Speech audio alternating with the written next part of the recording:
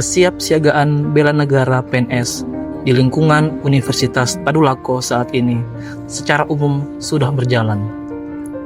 Namun seringkali masih dimaknai sebatas pemenuhan kewajiban administratif dan rutinitas kerja. Pemahaman bela negara kadang masih terjebak pada stereotip fisik atau militeristik. Di sisi lain, pelaksanaan tridharma perguruan tinggi, pendidikan, penelitian, dan pengabdian sudah berjalan sangat masif.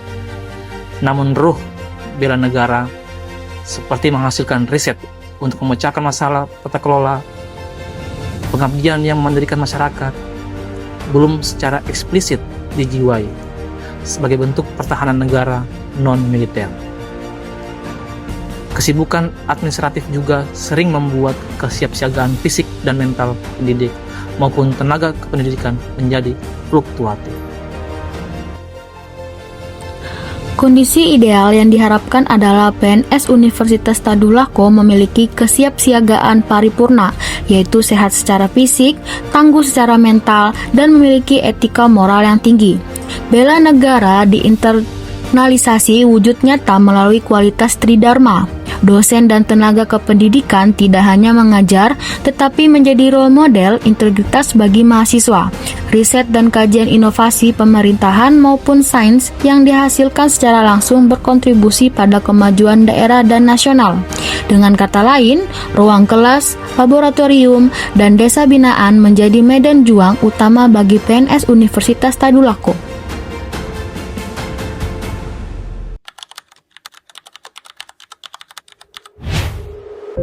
Yang pertama, kapasitas intelektual tinggi. Sebagai institusi pendidikan tinggi, PNS Universitas Tadulako diisi oleh kaum cendekiawan yang memiliki kemampuan analisis dan literasi yang mumpuni untuk memahami esensi bela negara secara komprehensif.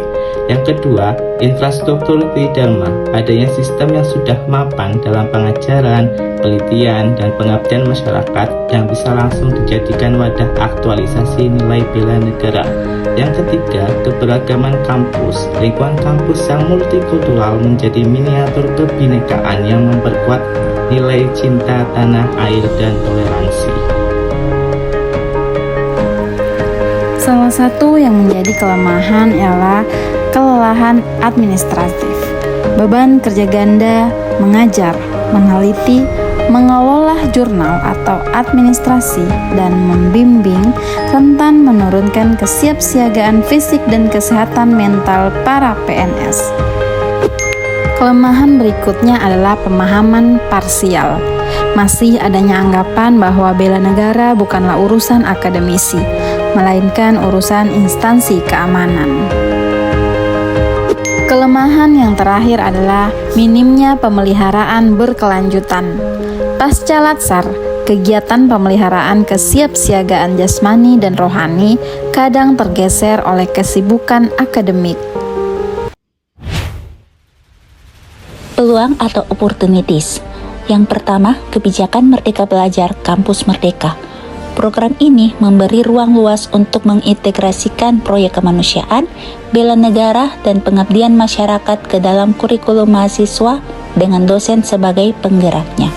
Yang kedua, digitalisasi informasi. Terbukanya akses digital memungkinkan publikasi karya ilmiah dan inovasi secara luas yang bisa menjadi instrumen bela negara di ranah cyber atau kampanye positif. Yang ketiga, sinergi daerah. Posisi UNTAD yang strategis di Sulawesi Tengah membuka peluang kolaborasi dengan pemerintah daerah untuk menyelesaikan isu-isu kontemporer pemerintah dan pembangunan.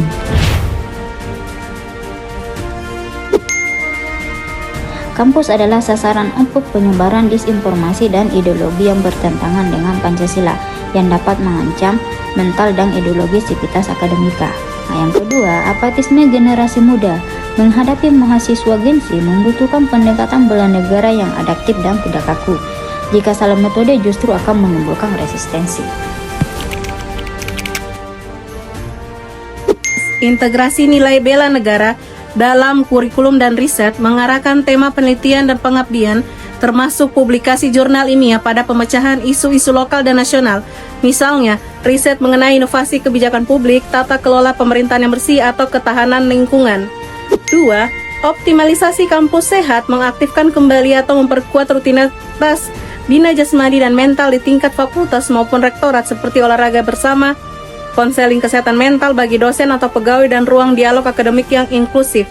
3. Mentorship kepemimpinan, membangun ekosistem keteladanan di mana PNS senior membimbing CPNS tidak hanya dalam urusan teknis, akademik, tetapi juga dalam menjaga integritas, etika profesi, dan disiplin birokrasi. 4.